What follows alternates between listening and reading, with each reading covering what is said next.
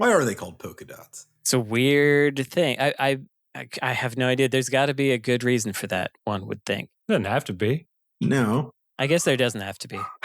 But it'd be better if there were. I guess it's time to shriek. Yeah, it's time to shriek, everybody. The term likely originated because of the popularity of the polka dance around the same time the pattern became fashionable, just as many other products in fashion of the era adopted the polka name. All right. Are there examples of other polka fashions? From the Oxford English Dictionary, on account of the popularity of the dance, polka was a prefix, blah, blah, blah. Polka gauze, polka hat. I've never heard polka curtain band. Okay. That's the one. All right. Who's got a show in them to express out their mouths? All right. I think I'm going to close my door. So that sounds pretty good.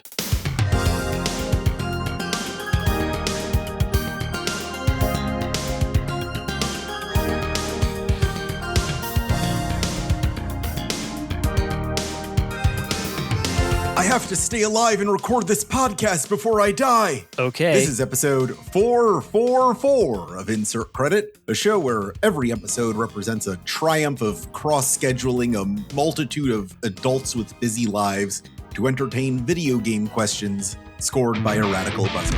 I'm Alex Jaffe, and I have 4 friends on this call with me. Okay. What is this all about?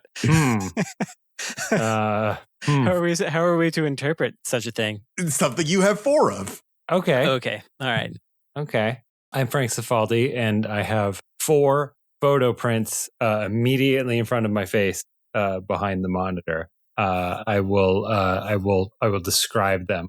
Please. One of them is from a photo booth at a PAX a few years ago. It was a booth with the debut of The Return of Monkey Island. So it's me and my boy, Guybrush, and also Elaine. GD. The next is from another photo booth, with this one we ran at the Video Game History Foundation. And it is a selfie taken on a Game Boy camera with me and Alexei Pashnitov.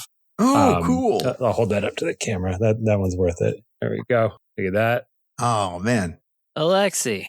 The third one is the level art from a snow level in Sonic 2 that didn't make the final cut, but we recovered it from a VHS tape. And then the fourth one is a generative castle that my wife's bought, Tiny Spire made. Robot. I'm Ash Parrish, and I have... Ash is also looking around the room. I want everyone who's listening to know she's also looking. Brandon's also looking. I just caught him. Everyone's looking. Are we not supposed to look around? We can look. You're allowed to look. You're Frank is the one who made up this rule. I didn't make up the rule. The rule is 4. It's shameful. Something you have 4 of. Yeah. Doesn't have to be in your life, in your immediate vicinity, I mean. I have like way more than 4 of a bunch of shit. I have more than 4 photos up here, but I didn't disclose that. Yeah. Yeah, Frank's just a liar. I have 4 Dragon Age photos that I'm currently like staring at. 4 pieces of Dragon Age What things art. are you staring at, Brandon? All right, what are your top 4, Ash? That's like my big Solus poster. That's my map of Thetis. That's my picture of Iron Bull, and then my highly stylized picture of Colin Rutherford. This is, if you want to show this, Esper, this is Boo's first Christmas picture with Santa and Mrs. Santa. That's Merry so Christmas. nice. Yeah. Oh, it's there we go. Christmas in June over here. Well, I'm Brandon Sheffield, and I have the equivalent of 4 barking dogs in my home at this time. It is only 2 of them. Yeah. No, but the thing I was actually going to say, I just reached up and grabbed 4 Game Boy Advance games from over there. So let's see what they are. What do we get in the gotcha machine? We've got Xeno Crisis, which is actually pretty cool, part of the Genesis game. Here. We have Kingdom Hearts Chain of Memories. Not bad. Not bad. Very good sprite art in that one. Really good art in that one. Yeah. A friend of mine made a webcomic based on that game in the early 2000s. With the sprites, With the sprites, yeah. We have Spyro 2 Season of Flame. Produced by Digital Eclipse. I have no idea much about that. Maybe it was them. Their logo is not on here.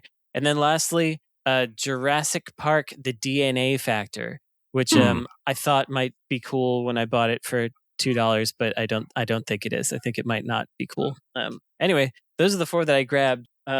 there's several more up here, but let's just leave those for later. Those are the 4 in your hand.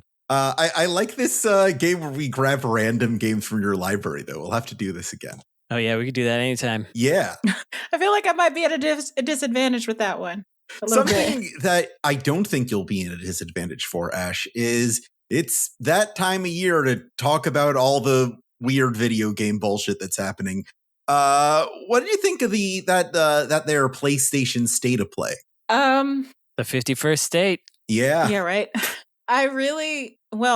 Okay. So you're it's not going to like what it does to the Senate. No, it's actually really hard to have like a take about the state of play because even though like this is my job, I don't often get to watch it. Like we are watching it and we are consuming it, but then the minute it's time to write something, like I have to go do that. And so I miss like a lot of stuff because it's usually like once you get started with that, there's the next one and the next one and the next one. And then, I look up and it's an hour and a half later and the showcase is over.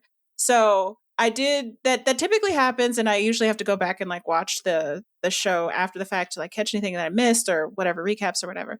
But I thought it was a good presentation. It was fine. It was whatever. I'm really into Lao Fei so like, yeah, that's great. There was another game that didn't look like it was a game for me, but I might be interested in. I can't think of what it is right now off the top of my head. But that's yeah, like I'm really into I know, I feel bad.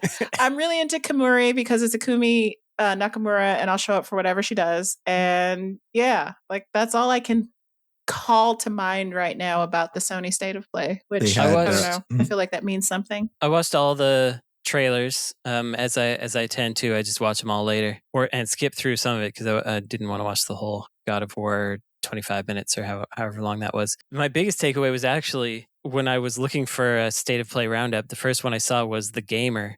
And I believe those are the folks who are now all fired? Aren't they? No, I think they're the ones who are only getting paid. Oh yeah, based on getting enough clicks. Oh boy. Then they'll get paid their rates, but only if they hit certain quota. And so after clicking that, I was like, wait a second, is what I just did good or bad? Like, am I helping them to get their clicks, or should I be ignoring this website entirely? I just don't know what to do. That was my big troubled feeling that I had at the start. But anyway, I had already clicked on it, so I looked at them, and there's some. They're bringing Guitaru Man to PSN. That's cool. I saw that teal cube everyone was talking about. Cube looks all right. Y'all see the cube in the God of War thing? Yeah, I unfortunately saw the cube, but I don't know why everyone's so uppity about the cube, really.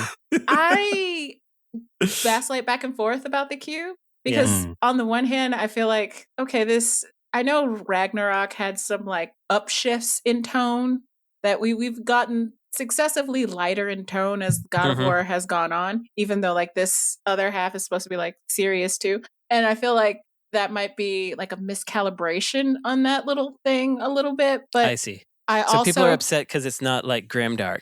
Not even that. It's just like, I'm okay that God of War is not grimdark anymore. It just feels like that's a little bit too goofy. Like that's a little over much. Okay. Like Ragnarok had like talking squirrels and you had like the head that was like your talking companion that was like hanging off the back of your ass or whatever. And that's fine. But I just think going from like reasonable fantasy elements to a goddamn gelatinous cube is a bit much, but it's fine. I don't care. It's Jack Quaid. He can do whatever the fuck he wants. Like, it's fine. I think it's funny in a stupid way, like just having that cube thumping enemies all around. It's very, very, very dumb. It is very dumb because but I didn't his name think about it. Like Frank with like a PH and a Q. Like, we really don't give a shit anymore. That's good. And the humor wasn't too like over the top goofy. It wasn't like totally millennial writing. There was a bit of it with the, she's talking about talking sword and she's like, you're a talking sword, and it says, no, obviously I'm the tassels, and then it jingles the little tassels. That was a little, but it's not too much of it. It was pretty light as far as that goes. So next will probably fly. I did not think of it in the context of people caring about God of War being serious, which is something I had never really considered. Okay, help me out here. Let's get to the bottom of this right fucking now. If you yourself were put in a situation where you saw a talking sword, would you not also say out loud with your mouth, that is a talking sword? Sure. Tell me that is a thing you would do. Oh no, that wasn't. Yes, I would. That's not the the problem. Was the I'm obviously the tassels. That was no. The joke. And I get that, but it's just like I hear this refrain a lot about like quippy millennial talk, like that's a fucking dragon and that's a talking sword. I'm trying to imagine a scenario where I would not also say that if I was just like, that's a fucking talking sword. We are millennials. That's a problem. I would say that's impolite. If there was a talking sword talking to me, I wouldn't talk about it like it wasn't there. I'd say hello, talking sword. But you wouldn't. I mean, this is not a fantasy world. We are in the world that we live in now. Yeah, I know. If I was encountering a talking sword for the first time, my first instinct would be to be polite to it. You don't want to upset a sword. I'm going to go with Jaffe here because I'm shifting it a little bit to think. Say I'm walking around and I see a talking dog and a dog says hello to me. I'm going to say hello. I'm not going to be like, that's a talking dog. Yeah, right. You'll say hello and then do a double take and go, what? Right. Well, I was about to say all three of you just like, first of all, I don't believe you that you just be like, hello, or like, that's a talking sword. Like, I think the actual response would be, like, You're right. It'd be, like, it wouldn't be any words. I'm pretty sure I would say hello. Yeah. But I think I would say hello with a question mark. I would say hello. Like, and then if this thing, like if it kept talking at me, I would be like, okay, that's a talk. Like, I feel like it'd be like, huh? That's a talking sword. Are you a talking sword? Like, what is going on here? Am I dying? Now, I'm pretty sure if I met a talking sword, the first thing I would say is knife to meet you. Okay. Nice. Immediately, yeah. Also, Ash just said, like, is that a talking sword? Am I dead? So Ash's religious belief we've learned that involves a talking sword. Well, I'm interested to figure out which Ash's Grim Reaper is a sword. Ash's idea of the afterlife is the Beauty and the Beast castle. Well, no, I want to know like what like culture has a part of its like death culture, a fucking gelatinous cube. Like, where is that? Dungeons and Dragons. You're being really, really rude to my people. Is that not a religion right now? No, I don't know. Probably nobody. But I think I would be relieved to see a gelatinous cube that was on my side versus not on my side. I think that would glad he's on my side, you'll say. That's right. That's what I'd say. I would say that.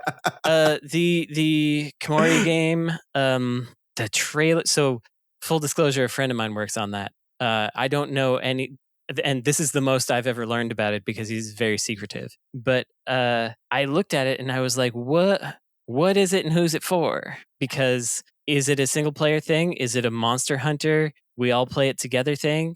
It's multiplayer, but it's optionally multiplayer. What is it really? And it didn't really give me a sense of what it was. And it also had like extra anime shades of like third person Ghostwire Tokyo, which is weird because she also worked on that before quitting. So I don't know. It just it gave me a lot of question marks is what I felt for that one. I'm not sure. I don't think my friend listens to this show, but if he does, sorry, I don't get it.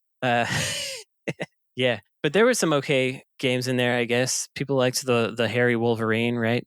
He was hairy. Big hairy arms. People like that part. But I will say it wasn't a very surprising show, you know? Yeah. And I think one of the funniest things, I guess, takeaways was someone talking about how they've come around on the new God of War game because they rewatched it and realized how funny it is to be having like a meditation on grief while doing a double jump. Mm-hmm. So it's it's so funny because I'm going back through the original God of Wars for a thing, and in the very first game, Kratos is fucking double jumping right out of the gate. He can't do that anymore, but his wife can, which is very funny. Yeah, his wife got the double jump in the divorce. And she also got air juggles and shit. Like, hell yeah. There was another good little comic. I think it might have been by Oh That's Raspberry. I'm not sure, but it was like Kratos saying to his son, "Your mother's in a better, more peaceful place now." And then the next panel is her getting her face scrunched up by that red demon thing that's screaming at her. Pretty good.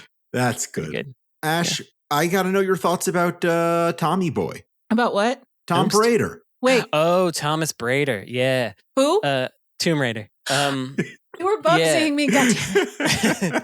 Yeah, the problem with Tom is you got that AI stuff now. Yeah. Like, okay, so Tomb Raider enjoyer clocking in here to say, like, I would have made time for yet another fucking remake of the first Tomb Raider game. That's like, Tomb Raider Anniversary is one of my favorite games. I love that game. I like it so much better. It's so much improvement over the original 1997 Tomb Raider game. I love it. Fucking love it. Like, and I would love to have that experience upgraded for current consoles or whatever. I would have been there. I'm not going to be there now. Like, I'm just like, okay, also, that's not for me. If it is another remake of the original, will you need that AI to generate your ideas for?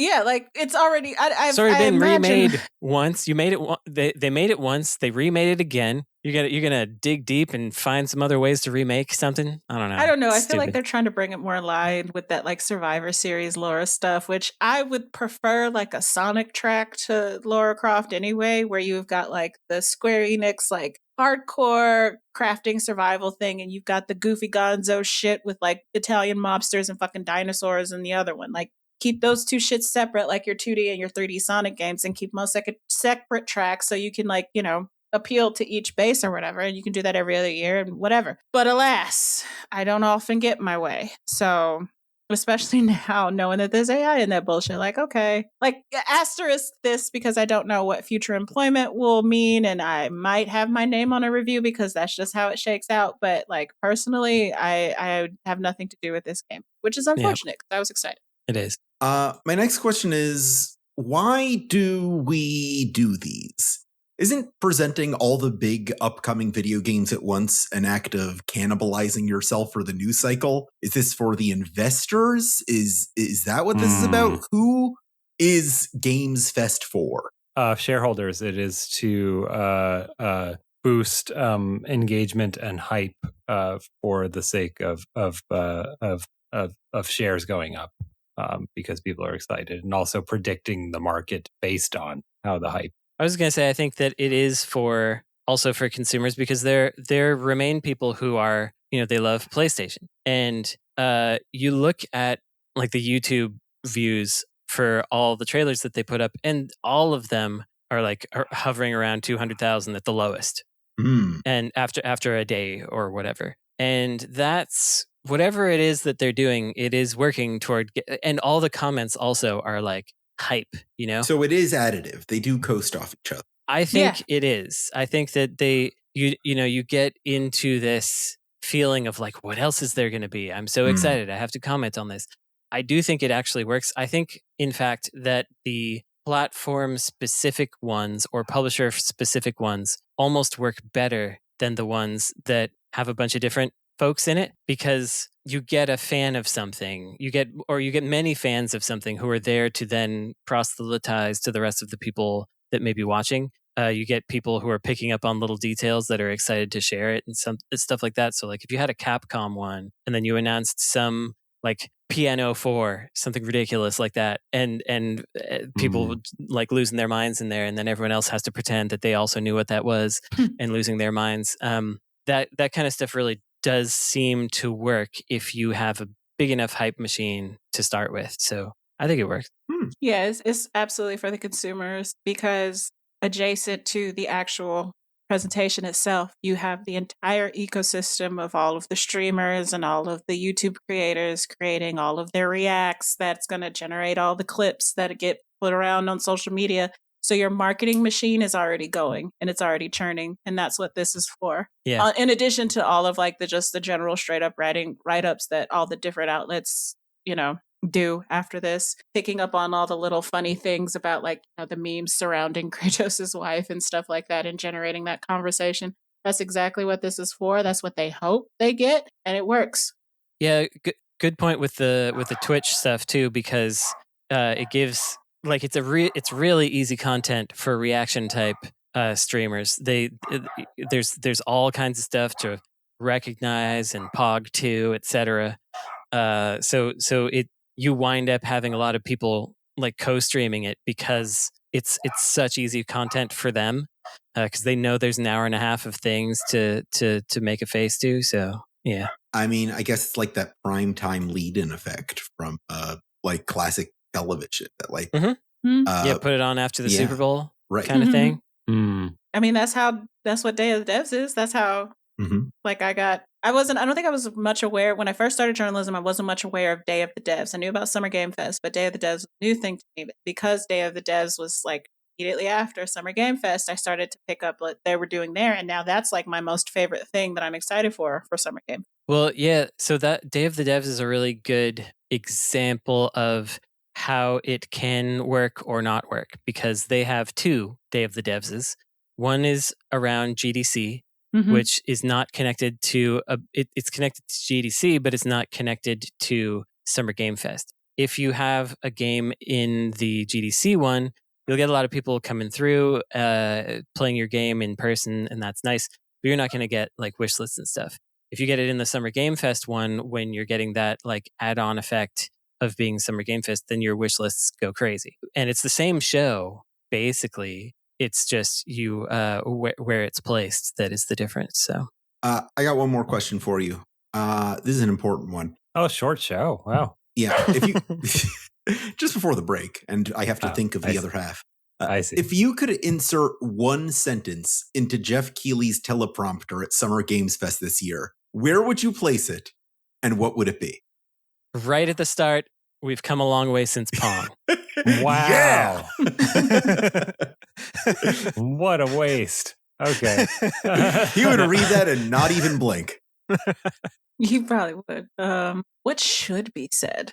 I mean, we only get one sentence, right? Yeah, it's only one sentence. Like there's so much pressure on this guy to like do anything to like shift tides, right? And unrealistically, I would say, but also if you actually watch the show, he doesn't say anything at all about anything. So one sentence, right? So is it just like check out this new trailer? I'm gonna insert that one in there. It's gonna, and no one will ever know it was me. But to do the most good, is it like I think it has to be something that like tells bad people they're not wanted here. I mean, you could have him say "Free Palestine." Right. You could have him say. I was going like just like one sentence. Anti-AI something is a really big run-on sentence, right? That's just like "Free Palestine, Black Lives Matter." You know, like that was what I was thinking. Honestly. Yeah. like you just blah, blah, blah. But like in the middle of the show, you know, so like he pisses people off. Yeah, he says everything, trans lives are human lives, and then he's like, and now check out this new trailer. Right. Yeah. And he says it to Kermit the Frog. Yeah, exactly. Like Kermit looks like kind of ashamed as he's saying it all. Yeah. He's like, that's the real rainbow connection. Yeah. Oh, he does that like little nervous, quick head nod that he does. Yeah. So I was recently interviewed. I don't accept a lot of interview requests, but it was a request came in from the Costco connection, the free Costco. Somebody will find it. Yeah.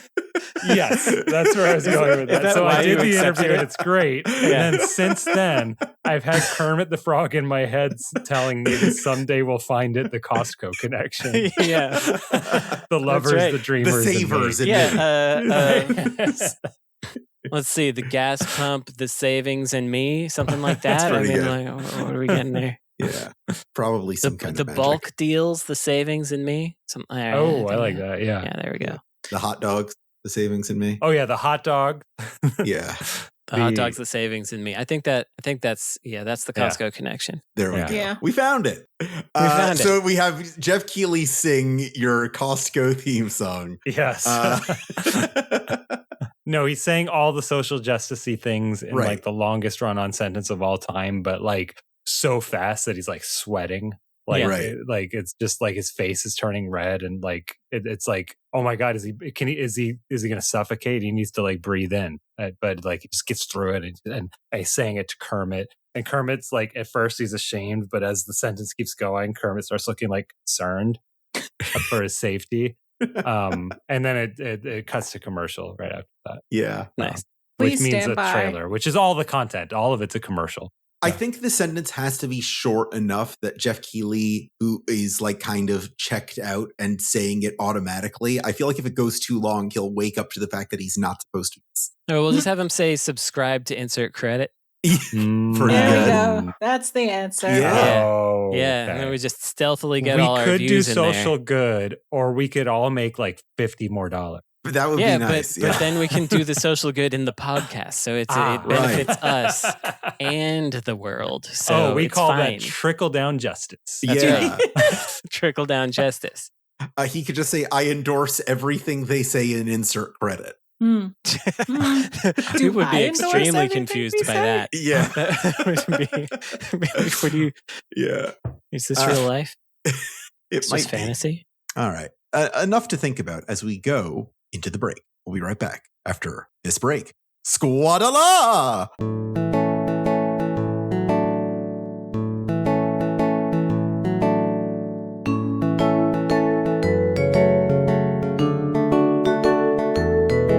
Esther, just in case it's useful, I'm going to drop this link in the chat to a MIDI version of Rainbow Connection. So if that comes to I will absolutely make sure that is cool. We can have yet another unmonetizable episode. It's a MIDI. I'm not putting it in the show. It's just in the show. I haven't turned on monetization, so it doesn't matter. Like when that is the workaround. Like the no MIDI one's figured version. out is that use MIDI versions of songs. Yeah? All right. Yeah. And in fact, we could probably see. get you an actual MIDI, and if you want to be like the most safe possible, just use a different sound font. Nothing's going to pick that up. I'm going to run this through so that it sounds like it's from the Sega Genesis. Yeah, or Mario Paint. One of the put two. in that slap bass. Yeah.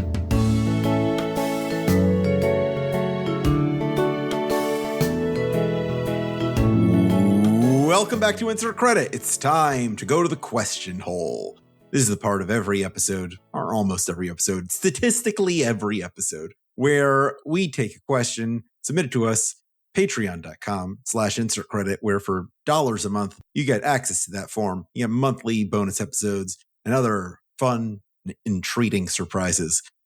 This week's question comes from CaptainNAC, who says, you have a large bookcase of physical video game cases, but one of them is a false case that when pulled, opens up a hidden passageway.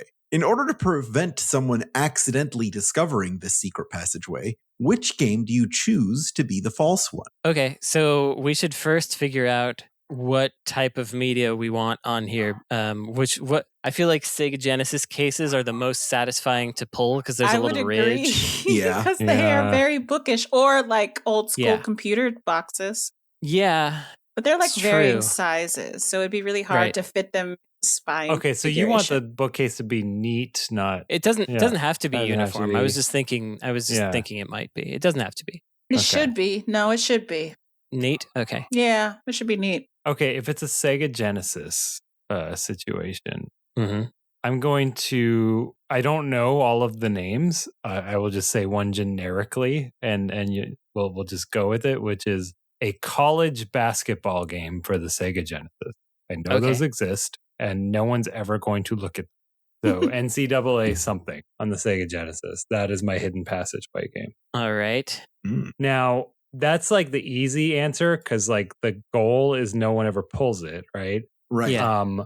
I think the more entertaining answer is something like that has open in the title, or you know what I mean? Like Myst, right? Like Myst would be a funny one. What if it's the whole bookshelf is Sonic 2? And it's just one of the Sonic 2s has that like that little sticker on it from being a pack-in. And I like it. I like that one actually. You can only tell from the front, so it doesn't actually. Yeah. Like you just have to know where it is, but maybe that's not very fun. So your bookshelf doesn't function in any way as other than a display of your Sonic 2s. That's right. I just love Sonic 2. And people will look at it. They'll just pass it by. They'll be like, they'll look at it for a second and be like, got a lot of Sonic 2. That's weird. So yours has to be like bottom shelf, like on the right or something. So like, least likely anyone's going to. Yeah. Bottom, middle, right, something like that. And people don't like squatting down. Yeah, it's true. Yeah. Although, one thing to consider is that dust gathers the most on the bottom, and so they might see if it's been moved. It's an more clearly. Oh, so let's say like third from the bottom on like a 8-row shelf. How many? Yeah, 8. Second from the bottom. Let's do that. Okay. It'd be a little more subtle. The only game that I'm going to say that fits Sega Genesis is Columns. I'm just going to go with Columns. People are going to pull Columns. Though. Yeah, people are going to say, "Oh, sweet, you got Columns." They're going to say, "Oh, I remember this." And pull. Yeah, that's a game you pull if you want to play a game for like 3 minutes. It's true, especially if it's Columns 3. Someone will see that and they'll be like, "Oh, you've seen the cover on this one?" Because it's the one that has George Costanza looking fella. Yeah. Or in fact, if you happen to have if you're doing it alphabetically, someone's going to pull Columns 3 and might accidentally pull your Columns 1. Yeah. Or they'll pull Columns 3 and be like, look at the cover and be like, I've never looked at Columns 1. I think the safest thing to do would be to do like an NBA 2K19. You think that's safer than NCAA? Because it's not. First of all, the reason it's not is because pro games have a celebrity on the cover. NCAA games do not have a celebrity on the cover. They're just nonsense, especially if you're back in the 90s for college teams. No one knows. You know, like everyone who was on those rosters is dead. Oh my God! They killed them. There's one EA did called Coach K College Basketball. That's pretty good. So it's named Coach after K, a coach. A slight risk that someone's like, "Oh, Coach K." I didn't know Coach K had a game. It's true, right? Well, I think something you could do. But there's just NCAA football. It's just the name of a game. NCAA football on the Super Nintendo. What if we took your idea to the extreme and we have a collection of as many sports games as possible, and they're like not even sequential by year. I'm still saying it's an NCAA game. I'm saying this is how we hide it in the collection completely. It's just all sports games. I feel like in doing this, we are losing having a functional game collection that we hide the game in. I don't. It's a full set of the Sega Genesis games. Yeah. And NCAA football is the key. All right. Okay. We have to allow it. I guess we have a consensus. Okay, so we got Columns, NCAA something, and then Brandon, did you have one for Genesis? What'd you go with? Sonic 2. It was only Sonic 2. You were all Sonic 2. All Sonic 2s. Okay. You went for the Psycho House, not the Weird Collector. Yeah. If I had to choose something else, and you do, which I do apparently. Boy, what would it be? Like the Sega CD memory card. You just you don't need it. You just never need it. That's a good one. Yeah, I'll take that. Okay, so what's the game that you would put that's maybe not as aesthetically pleasing as a Sega Genesis box, but it would be one that only you would pick up and nobody else would pick up? Your Holy Grail, the Carpenter's Cup. Yeah, good question. Good question. Do you have an answer? The idea is I'm in someone's house and I might accidentally open their bookcase. Is that sure? Well, yeah, that. But it's like you want something that you will. I don't know, that nobody else will pick up, but that is unique to you. Yeah, it's like your own password or whatever. Yeah. Ash is setting up a Ready Player One situation where you need to be truly known as a gamer to get access to your inner sanctum. Well, I mean, I would try to obfuscate it by... Yeah, I would try to obfuscate it by making it hard, but okay. I need a story here to make this make sense. So I've come up with one, which is that Alzheimer's is kicking in. Okay. And so I need something that was like crucial to like my childhood or something, right? Yeah. That I will in my days possibly grab and open the thing, right? Well, I know what I would do now at this point. If it's not, if I can make it more than one game, a combo. Yeah, I like that. So the letters that I enter into a high score table, the 3 letters that I enter in a high score, one game that starts with the first one, with the second one, with the third. I'm not going to tell you what my high score thingy is. I've probably said it on here before, but Brandon doesn't want to get arcade doxed. Yeah, I don't want to get arcade doxed. You're gonna have to tell me off air then, because I need to know that. Oh, I will. I know. So 3 games in order. I think that would be fun. Okay. And I'm going to have fun thinking of what your 3 are. I know what the third one. Nice. But, yeah. Okay. All right. Good answer. Anyway, no one's getting in my bookcase because no one is pulling. Let's see, NCAA Road to the Final Four. Wait, that's a. They will now game. that you told them. Oh, dang it! NCAA basketball for the Sega Genesis. There you go. Which was. Oh wait, no, that's a Super Nintendo game. Hang on, Coach K. You're coming around to Coach K. It might be Coach K. Ooh. Coach K wins again. Okay, no. NCAA basketball, published by Mindscape. That's you go. NCAA Final Four basketball, developed by Bitmasters, published by Mindscape. No one wants anything to do with either of those two things. So. Blessed. All right. Either the three things. No one wants anything to do with NCAA basketball either. I wonder if my dogs will ever stop barking. People like it. Next question. What would you guess are the first 5 kinds of mods that a modding community typically makes for a popular video game? Left boob, right boob. Okay, that's 2. Whoa, they put out right boob. Left boob, right boob. Put little stickers on my UI bars. Change the UI to make it look more, I don't know, fancy or whatever. Yeah. Did you all see that one game in the state of play that looked like it was Russian or something? And there's a lady wearing a normal shirt and she moves slightly and her boobs just go they just like shake all over the place. No, I did not see this. I'm gonna have to I'll find that for you because I had to go back and look at it again because I was like, did that just happen? She's wearing like a normal shirt and definitely what would appear to be a bra, and she like adjusted her body a degree, and her breasts just started rocketing all over the place. Wow, that game comes with the mod pre-installed. That's cool. Yeah, indeed. Yeah, it's Chest is doing the 6-7.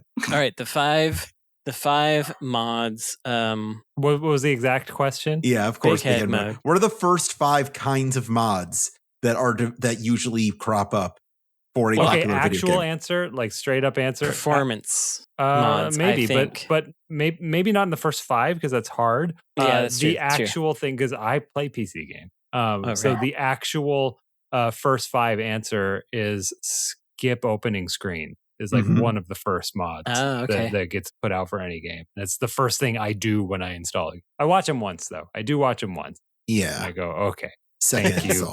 I'm good. I'm good on knowing the 4 companies that made Bond. Good. So like that's hot one. Bars, damage meters, inventory management. What else? I'm thinking of like, okay, I just got a brand new computer. It's time to put WoW on it. What are the first mods that I install? For fighting games like hit boxes and hurt boxes, visualize. That's on there. And I'm also thinking like, what are the first mods that you download for like a BioWare game? And it's like, okay, penis immediately. Left hit, right hit. Yeah. Yeah.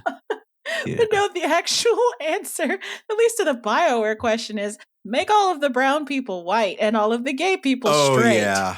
Jeez. Jeez. They were doing that back in San Andreas. It was upsetting. That Mayo was mode. fun. Yeah.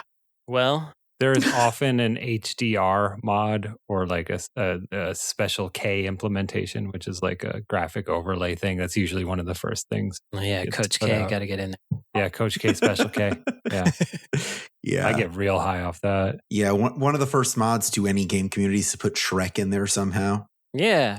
Yeah, and Thomas the Tank Engine. Yeah. Oh, yeah, like costume mods. Like, take your shirt off. Well, that is, I guess that's left boob, right nude boob. Left boob, right boob. Nude mod used to be the thing. And nude mod was hilarious back in the day when it was just like, it just changed all the palette. It like does palette swap for Chun-Li so that it's all beige or whatever. All so her it's not clothes actually are beige. nude, but it just looks nude. Yeah, it's just all her clothes are the same as her skin tone.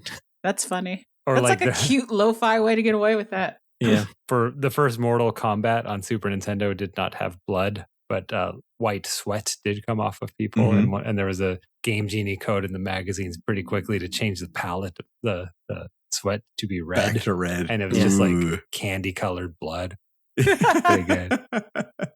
That's better, in my opinion. Like hot cinnamon blood. Are there mods to modern Mortal Kombat games to make the blood back to sweat like in the Super Nintendo one? Why not? I hope there should be. It's probably just in the option menu. Yeah. Yeah. They might have put that in themselves. Super Nintendo blood. That seems like something they'd lean into, actually. Yeah, you're right. Yeah. Get it nice and toasty in there. All right. Left boob, right boob, skip screen, Shrek. That's 4. HCR? UI mod. Yeah. UI UI. mod. Yeah. That's our 5. All right. What is the... and I was pretty sure I asked this, but I couldn't find it on my sheet. So I got to ask it now. What is the John Waters Pink Flamingos of video games? Oh, no. No. It's a good question. Well, John Waters is a famed filmmaker director, who leans heavily into camp and queerness, and also in Pink Flamingos, the idea of I don't know how to say very this shocking nicely. visuals. Yeah, disgustingness as beautiful, something like that. Yeah, stars Divine who. Okay, I was gonna say, like, is this the one where, like, filth is good? I love filth, or something like that. Yeah. So, but it has to. So there's that, but it has to be coming from a place of love and a place of appreciation and a place of like real knowledge and awareness, I would say. So it can't be shock for shock's value. No, it's got to be sincere, genuine, and with like, a purpose, right? Kind of with a purpose. Sincere, genuine, and kind of fucked up. That sounds like Yoko Taro to me. Could be. I don't hate that. That's not bad. It sounds... I feel like if you're going to pick a Yoko Taro game to be Pink Flamingos, I'd go with Drakengard 3. All right. It's got that like really just very intentionally extremely difficult final fight that really it only exists to tell the player to go fuck themselves in a way that like directly challenges them. One thing that is going to make this more difficult but would be true is that it would probably actually be some self-financed labor of love more than a big game. It would be coming from left field, but then gain prominence. But that just makes this whole question a whole lot harder.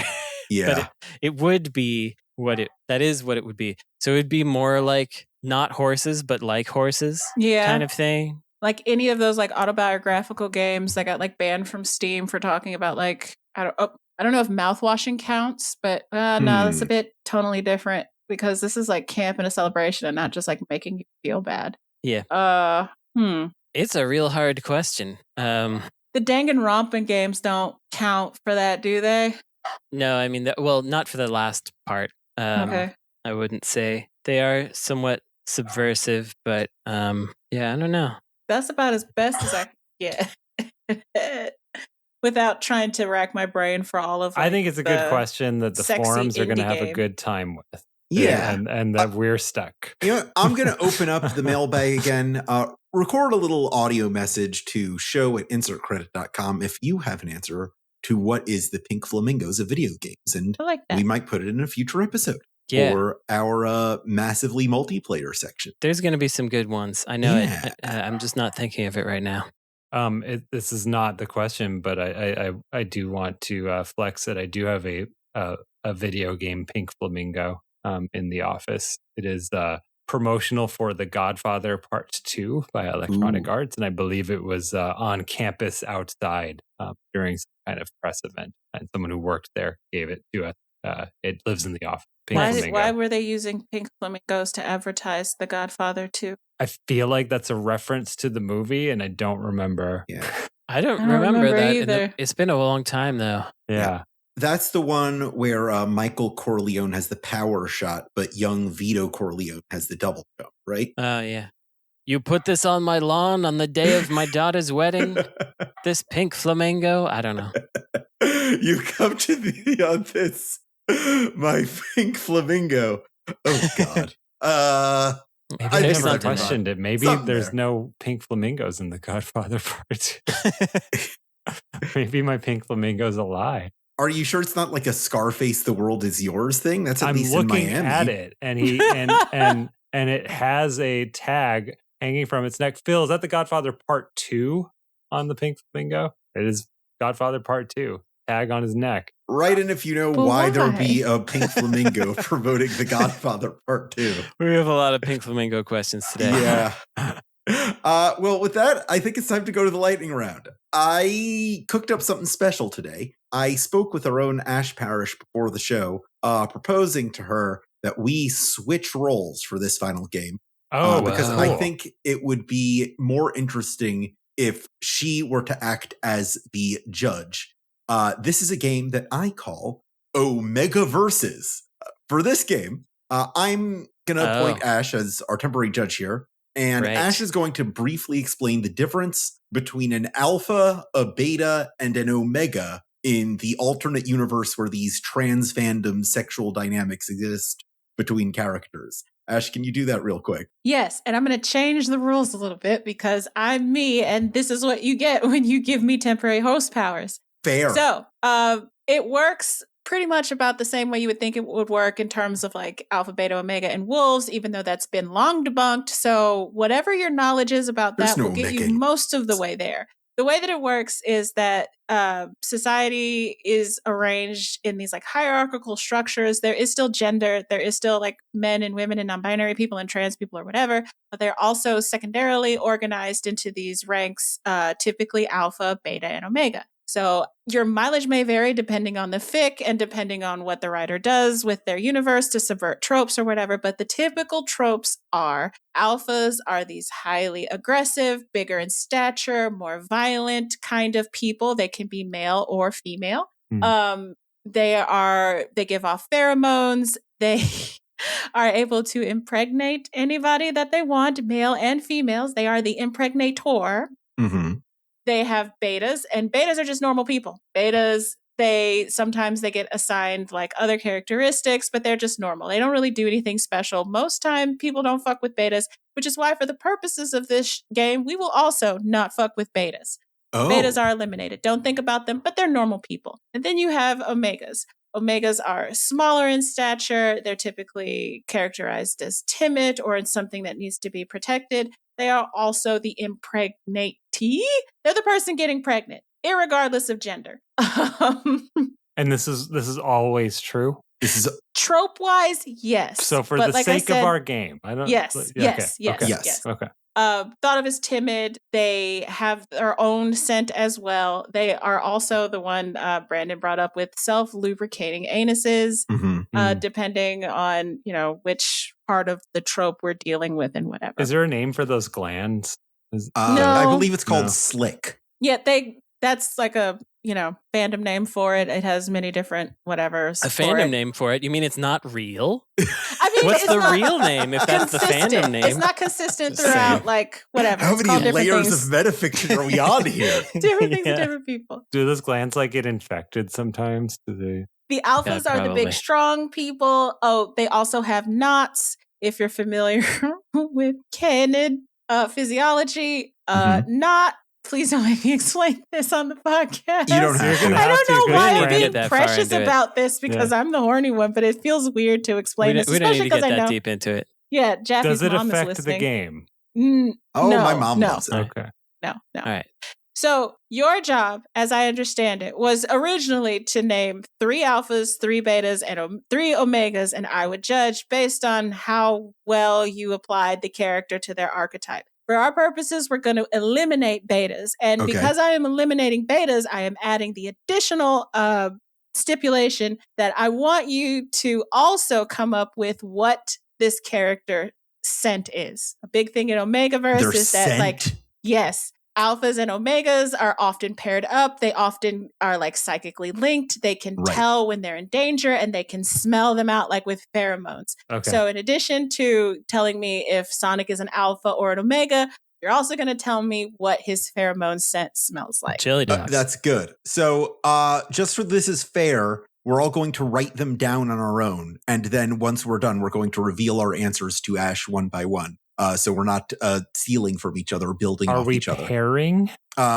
We are picking 6 characters. Oh, they all have to be 6. Yeah, they all have to be from different games or series. Oh my God. And we have to pick 3 alphas and 3 omegas and decide what their scents are.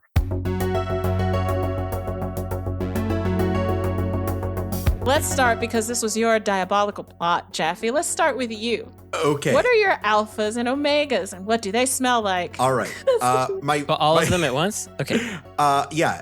My first alpha is Jean from Bayonetta, who I think smells like a really boozy Christmas party. It's interesting that Jean is the one you go for the alpha in that game. I think they're both alphas. I would buy that. Correct. Yes. That is correct. Yeah. Okay, that's fine. Yeah. And the smell? And John, okay, she smells like a boozy Christmas party. I like that, actually. Yeah. Who is your other alpha? My second alpha is Samus Aran, who I think smells like a fruit bouquet and steel polish. Where's the fruit coming from? I think she's around like a lot of biological stuff, you know? Like every planet she goes to has like this kind of like pulsating bio element to it. And I'd prefer to go towards the sweeter end of that than the more visceral. Yeah. Yeah. Those Metroids look like they could have grapes in them. Yeah, exactly. I was thinking about grapes. Nice. And grapes don't smell. Yeah. Grapes? Grapes have a smell. Grapes smell like grapes. Yeah. Smell exactly like grapes. I don't think I've ever held my face to. It's a very sweet smell. Yeah.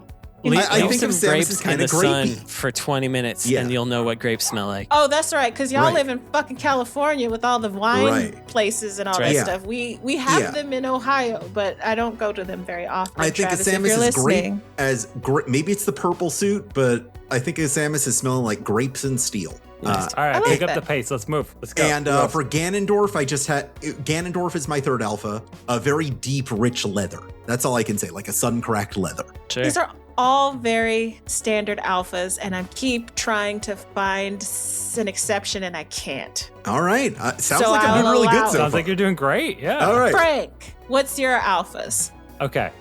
Alpha number 1 is Cooking Mama, and her scent is like a ginger spice. Like it's something that's like kind of from the kitchen, but it's just naturally in her from all of the eating she's doing of her own baked good. I understand why. Mm-hmm. But Cooking Mama reads more Omega to me than... She impregnated me. Your wife is canonically Cooking Mama? I like that. I understand why, but I don't agree with it. Like, you she mean wouldn't fit in the main character who, when you do bad, she just goes, Mama will fix it. Like, that's an Omega? Might be. I think it's an act of service. She'll just fix it. She just takes care of it. Good point from Jaffe. It's an act of service to you. Yeah. That's more of a. So that might be. Yeah. Anyway. Okay. I'm not the judge here. All right. I am. Alpha number 2 is Detective James Gordon, specifically from Arkham Asylum, meaning the first one. He is. If you've ever played that game, everyone is very, very buff. Like default Unreal 3 model. Gordon. So it's just this jacked Commissioner Gordon who just kind of like waddles around and goes Batman. So that's my guy. And he smells like gunmetal and pine. I don't know where the pine comes from. No, because that's 100% something I could absolutely imagine myself reading in an actual Omegaverse fic. Like, he smells like gunmetal and abs of 100%. I got the musk. Frank is winning. All right, you got the snap. You got the snap. Gunmetal and pine. And my third alpha is female shepherd, who smells like Dr. Pepper. Ooh. I might quibble with Dr. Pepper, but I think I know why you did it. But yes, no, that's absolutely correct. That is a very correct female alpha, like one of the best. 23 flavors. Yeah. Okay. Brandon, who are your alpha? Let's hear from you. All right.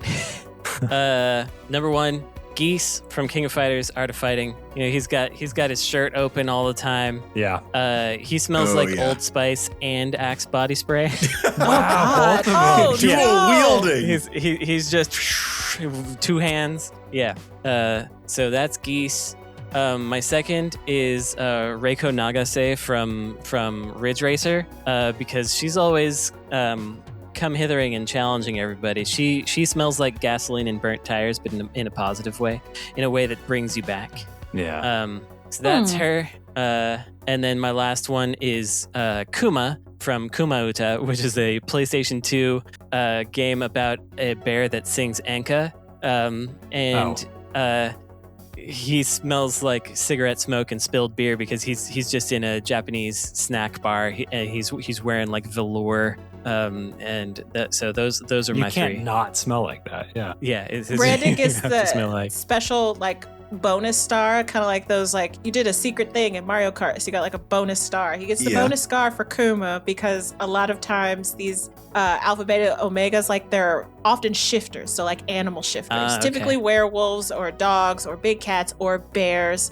So you got the point for that. Big cats or Big the Cat. Yeah. Big the Cat's is an alpha not for an sure. alpha. No? Is he a beta? No. He's an omega. He's an omega. Big the Cat? No way. Yeah, he is. I just learned what this is, and that's like he's the king of omegas. All right, fine. Like everyone's impregnating Big the Cat.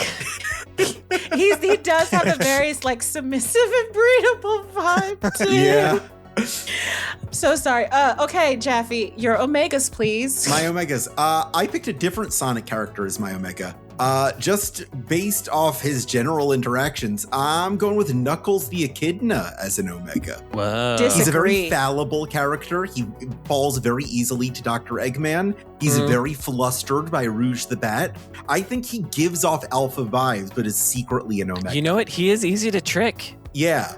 He's really easy to trick. That does not mean he's an omega. That just means he's a stupid alpha. But I don't quote me, but I bet if we went to AO3 right now and tried to look at all of the Sonic Omegaverse fics, Knuckles would be number one with a bullet in terms of the alpha.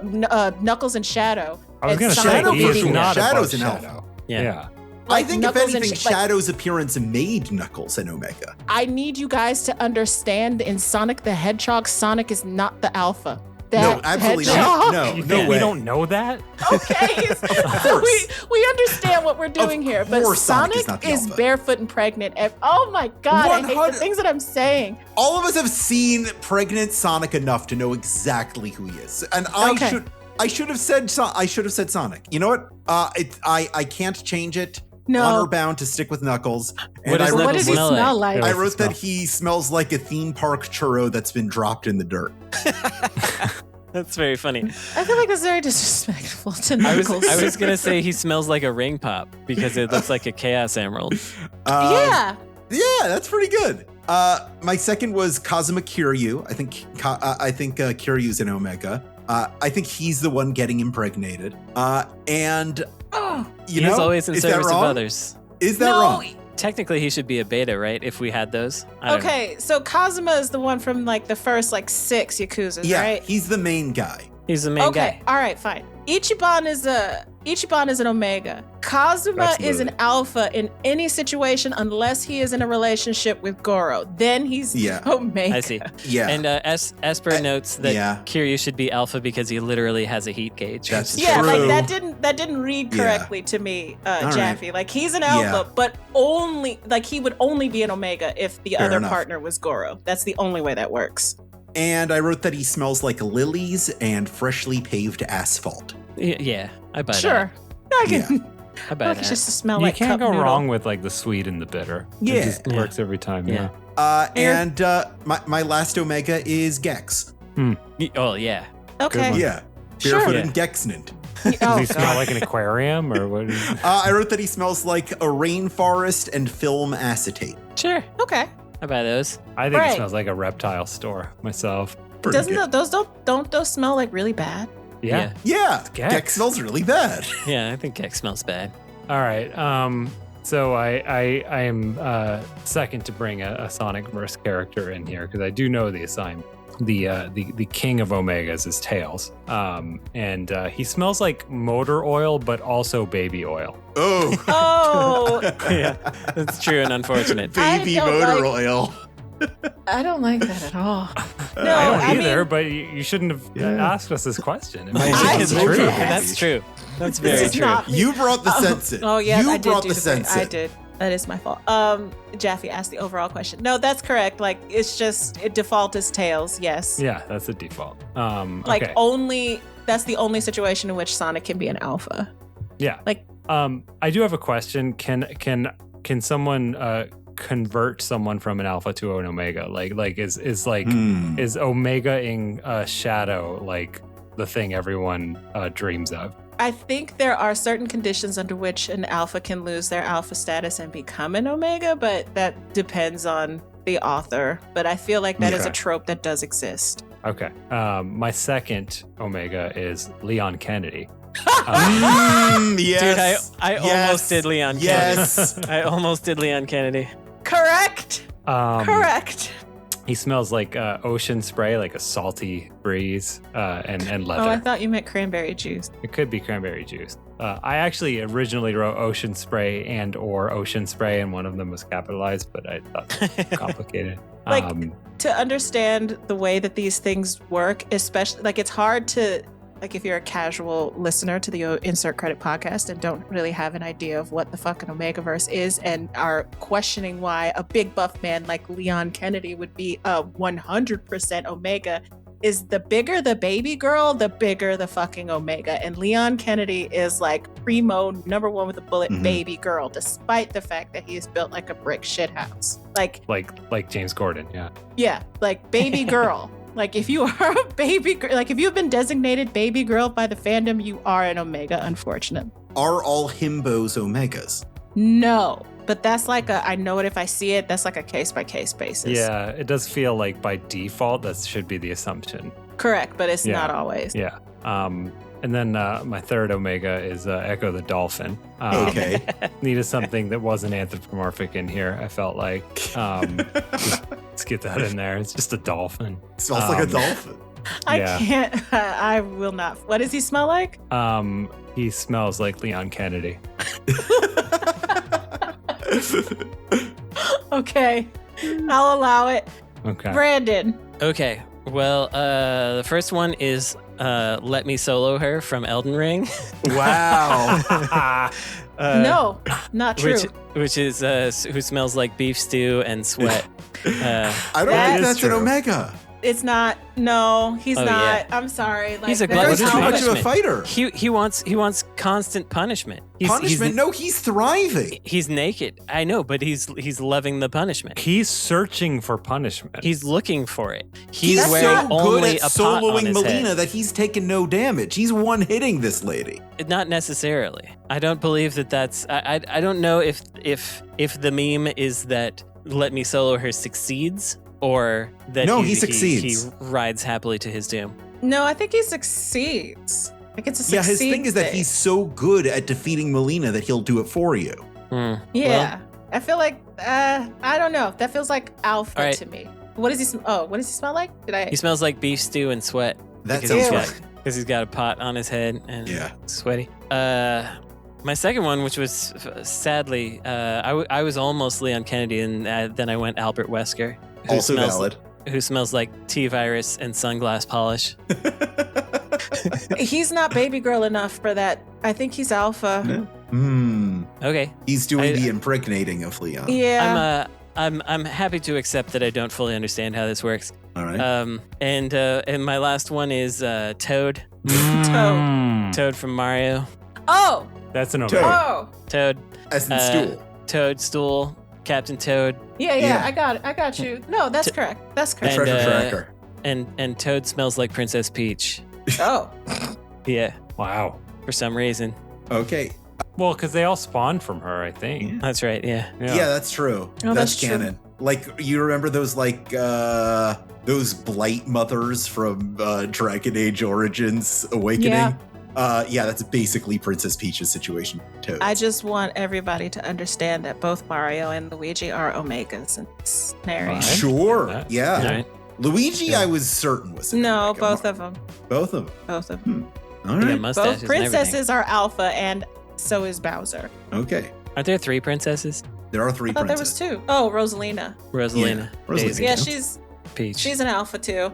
Okay. Right. Anyway, I thought that was fun. I think if I were going to designate a winner to the lightning round, it would be Frank. I liked Frank's answers the best. Congratulations, Frank. Frank. They were the best answers. All right. So good Frank job. gets a credit, and Ash also gets a credit for hosting this game because if you get put on the spot like this, you get a credit.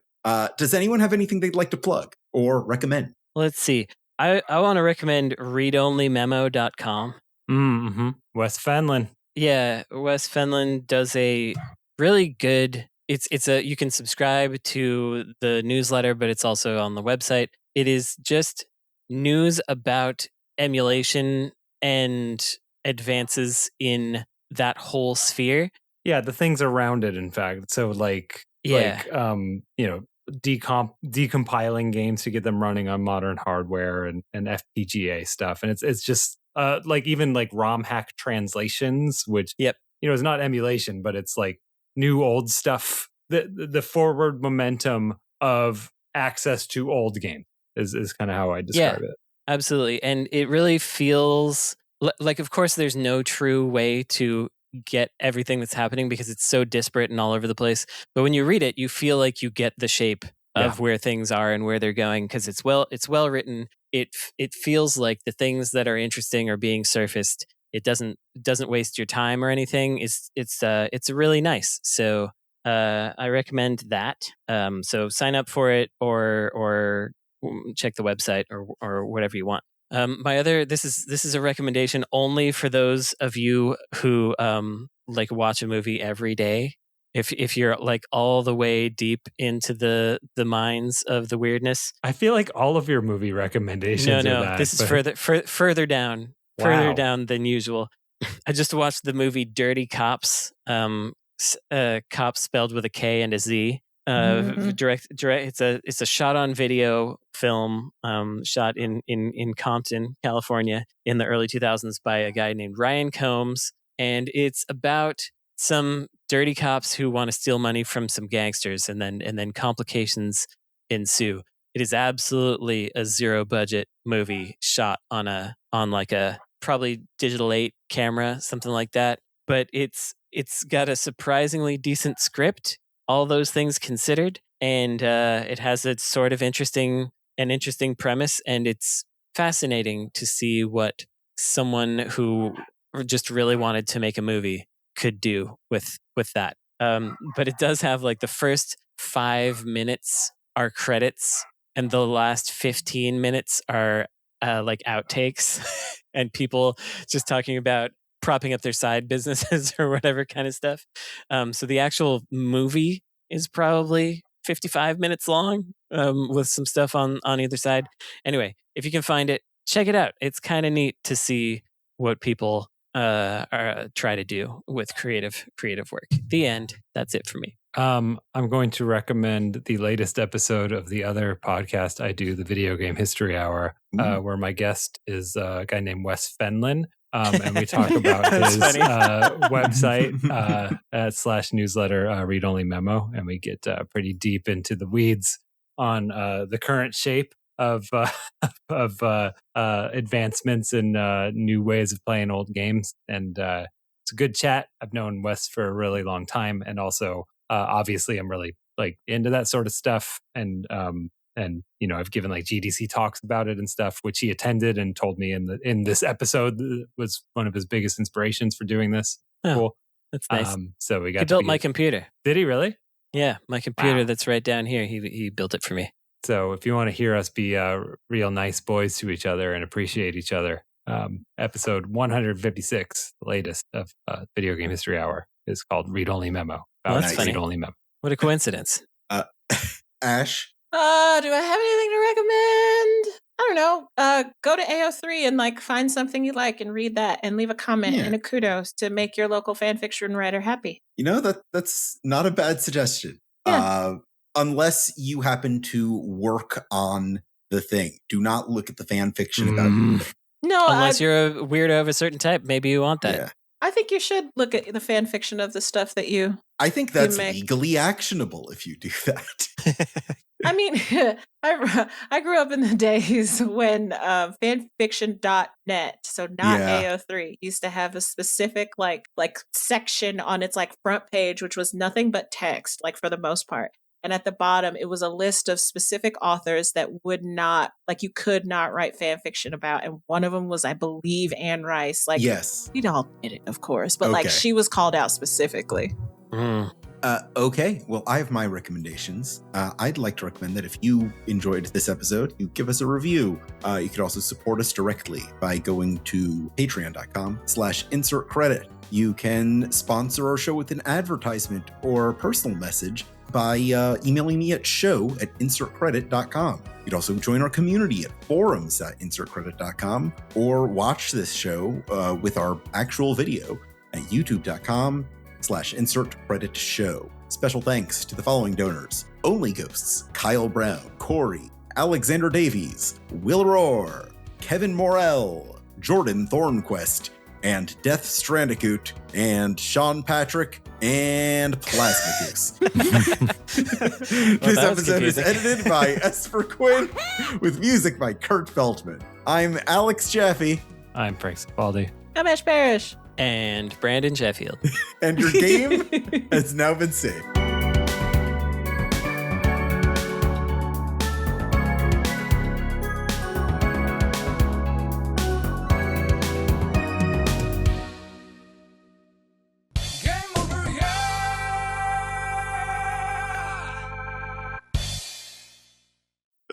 Ash, thank you for the smell addition. That was so good. Yeah, that was the way to go for sure. Insert credit now with smell-o-vision. I mean, if you're going to talk about Omegaverse stuff, you're going to like append alpha, beta, omegas to people. You have to like bring in the common tropes, and like smell is like one of those things. That was absolutely the right call. That's why we needed an expert perspective on this. By the way, I feel like I don't know if it would be more fun, but if we wanted to do this again, I feel like being presented with characters and then having to debate which they were. Yes, that was the first version of this, but then I thought maybe it would be fun to like fill out a grid. I might do it again because I like the name. We can't do it in like this Omegaversus. quarter. We have to do it in like Q4 2026. No, I'm retiring it for a while. Yeah. No, I'm with Frank. I think we should meet actually tomorrow and do this every day. A daily podcast like the New York Times puts out.